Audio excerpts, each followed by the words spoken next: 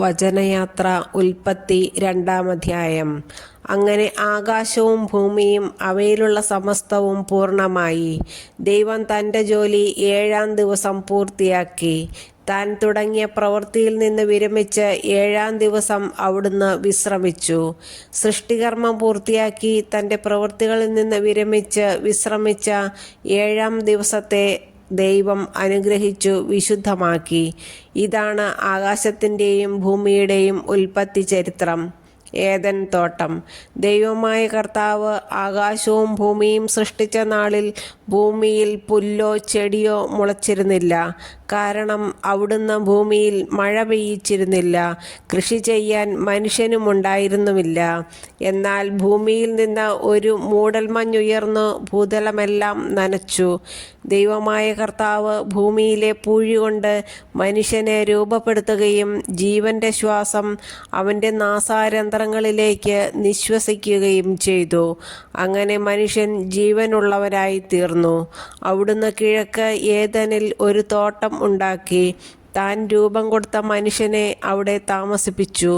കാഴ്ചയ്ക്ക് കൗതുകവും ഭക്ഷിക്കാൻ സ്വാദുമുള്ള പഴങ്ങൾ കായ്ക്കുന്ന എല്ലാത്തരം വൃക്ഷങ്ങളും അവിടുന്ന് മണ്ണിൽ നിന്ന് പുറപ്പെടുവിച്ചു.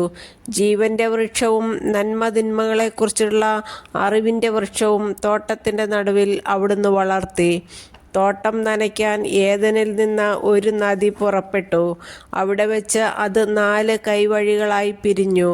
ഒന്നാമത്തേതിൻ്റെ പേര് പിഷോൺ. അത് സ്വർണത്തിൻ്റെ നാടായ ഹവീല മുഴുവൻ ചുറ്റിയൊഴുകുന്നു. ആ നാട്ടിലെ സ്വർണം മേൽത്തരമാണ്. അവിടെ സുഗന്ധദ്രവ്യങ്ങളും പവിഴക്കല്ലുകളുമുണ്ട്. രണ്ടാമത്തെ നദിയുടെ പേര് ഗിഹോൺ. അത് കുഷ് എന്ന നാടിനെ ചുറ്റിയൊഴുകുന്നു. മൂന്നാമത്തെ നദിയുടെ പേര് ടൈഗ്രീസ്.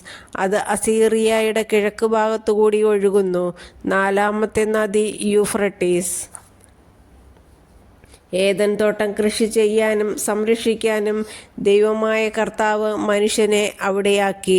അവിടുന്ന് അവനോട് കൽപ്പിച്ചു, തോട്ടത്തിലെ എല്ലാ വൃക്ഷങ്ങളുടെയും ഫലം ഭക്ഷിച്ചു കൊള്ളുക. എന്നാൽ നന്മതിന്മകളെക്കുറിച്ചുള്ള അറിവിൻ്റെ വൃക്ഷത്തിലെ ഫലം നീ തിന്നരുത്. തിന്നുന്ന ദിവസം നീ മരിക്കും.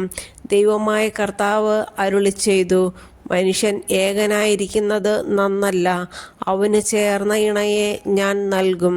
ദൈവമായ കർത്താവ് ഭൂമിയിലെ സകല മൃഗങ്ങളെയും ആകാശത്തിലെ സകല പക്ഷികളെയും മണ്ണിൽ നിന്ന് രൂപപ്പെടുത്തി. അവയ്ക്ക് മനുഷ്യൻ എന്തു പേരിടുമെന്ന് അറിയാൻ അവിടുന്ന് അവയെ അവൻ്റെ മുമ്പിൽ കൊണ്ടുവന്നു. മനുഷ്യൻ വിളിച്ചത് അവയ്ക്ക് പേരായി തീർന്നു. എല്ലാ കന്നുകാലികൾക്കും ആകാശത്തിലെ പറവകൾക്കും വയലിലെ മൃഗങ്ങൾക്കും അവൻ പേരിട്ടു. എന്നാൽ തനിക്കിണങ്ങിയ തുണയെ കണ്ടില്ല. അതുകൊണ്ട് ദൈവമായ കർത്താവ് മനുഷ്യനെ ഗാഢനിദ്രയിലാഴ്ത്തി. ഉറങ്ങിക്കിടന്ന അവൻ്റെ വാരിയെല്ലുകളിൽ നിന്ന് ഒന്ന് എടുത്ത ശേഷം അവിടം മാംസം കൊണ്ട് മൂടി. മനുഷ്യനിൽ നിന്ന് എടുത്ത വാരിയെല്ലുകൊണ്ട് അവിടുന്ന് ഒരു സ്ത്രീക്ക് രൂപം കൊടുത്തു. അവളെ അവൻ്റെ മുമ്പിൽ കൊണ്ടുവന്നു. അപ്പോൾ അവൻ പറഞ്ഞു, ഒടുവിൽ ഇതാ എൻ്റെ അസ്ഥിയിൽ നിന്നുള്ള അസ്ഥിയും മാംസത്തിൽ നിന്നുള്ള മാംസവും. നരനിൽ നിന്ന് എടുക്കപ്പെട്ടതുകൊണ്ട് നാരി എന്ന് ഇവൾ വിളിക്കപ്പെടും. അതിനാൽ പുരുഷൻ മാതാപിതാക്കളെ വിട്ട് ഭാര്യയോട് ചേരും.